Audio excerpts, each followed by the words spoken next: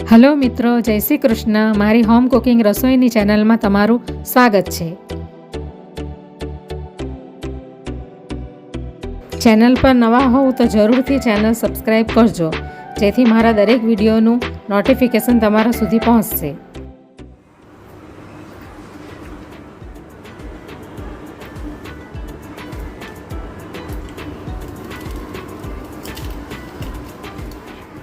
આજે હું અમારી ચેનલના એક સબસ્ક્રાઈબરની રિક્વેસ્ટ પર નાન ખટાઈ બિસ્કિટની રેસીપી શેર કરવાની છું. તો આજે હું બનાવવાની છું નાન ખટાઈ, એકદમ બેકરી જેવી અને એકદમ સરસ. તો એના માટે મેં આ એક વાટકી ભરીને ઘી લઈ લીધું છે. ઘીને ગરમ નથી કરવાનું.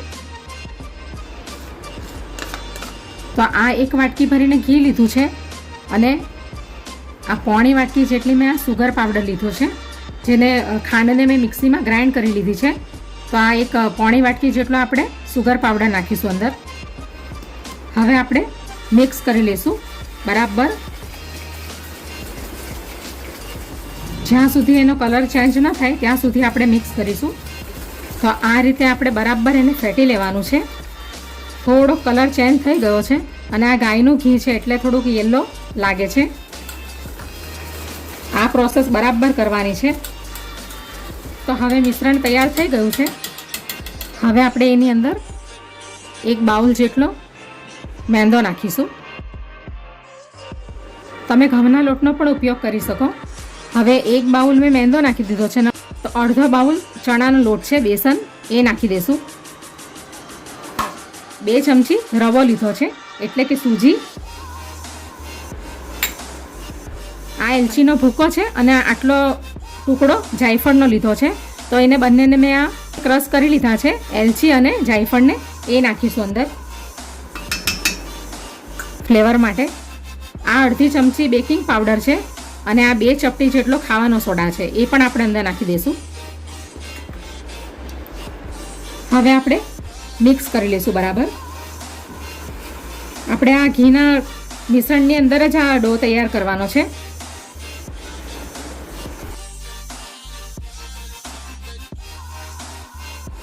હવે આપણે એકદમ હલકા હાથથી એનો ડો તૈયાર કરીશું.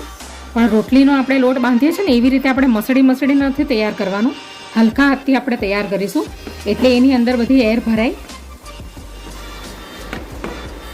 અને જો ઘી વધારે પડી ગયું હોય તો અંદર તમે 2 થી 3 ચમચી લોટ નાખી શકો, મેંદાનો અથવા તો બેસનનો.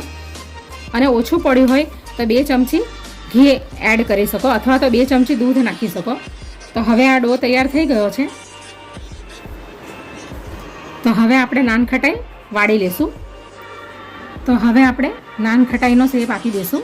તો એના માટે મેં આ ડીશની અંદર બટર પેપર પાથરી દીધું છે. તો હવે આપણે આવી રીતે એક પોષણ લઈને આવી રીતે એનો શેપ આપી દઈશું, આવી રીતે. અને હવે એને મૂકી દઈશું. આવી જ રીતે આપણે બધા નાન ખટાઈના શેપ આપી દઈશું અને જગ્યા છોડીને આપણે મૂકીશું. એટલે આ નાન ખટાઈ જ્યારે બેક થશે ને ત્યારે એ ફૂલશે એટલે જગ્યા રોકી લેશે. એટલા માટે આપણે એની થોડીક જગ્યા ગેપ રાખીશું વચ્ચે. તો હવે આપણે આ પિસ્તાની કતરણ છે એ ઉપર મૂકી દઈશું. તમારે કાજુ બદામની મૂકવી હોય તો મૂકી શકો.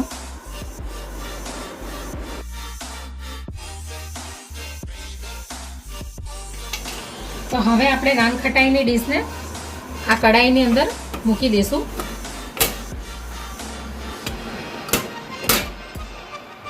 હવે આપણે એની ઉપર ઢાંકણું ઢાંકી દઈશું અને મીડિયમ ફ્લેમ પર આપણે એને 15 થી 20 મિનિટ સુધી બેક થવા દઈશું, મીડિયમ ફ્લેમ પર.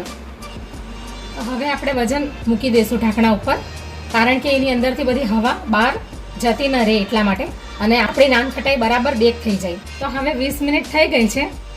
તો હવે આપણે ઢાંકણું ખોલી લઈશું. તો નાન ખટાઈ સરસ બેક થઈ ગઈ છે. તો હવે આપણે ગેસને બંધ કરી દઈશું. હવે આપણે ડીશને બહાર કાઢી લઈશું.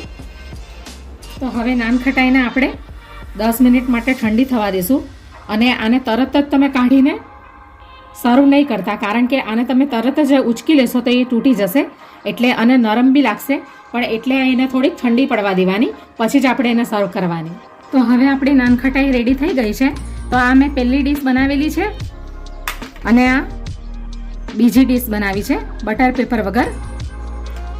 તો હવે આપણે સર્વિંગ પ્લેટમાં કાઢી લઈએ.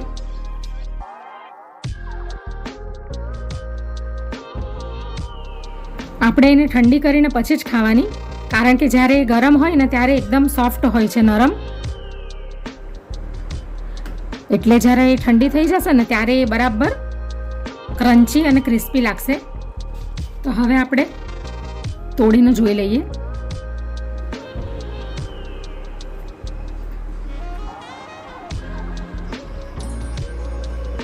એકદમ સરસ કૂક થઈ ગઈ છે.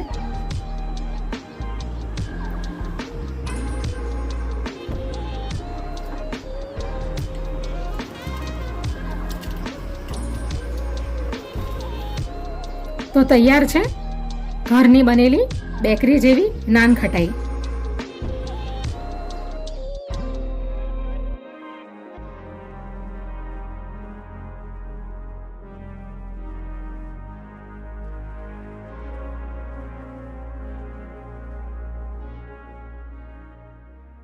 Audio Jungle.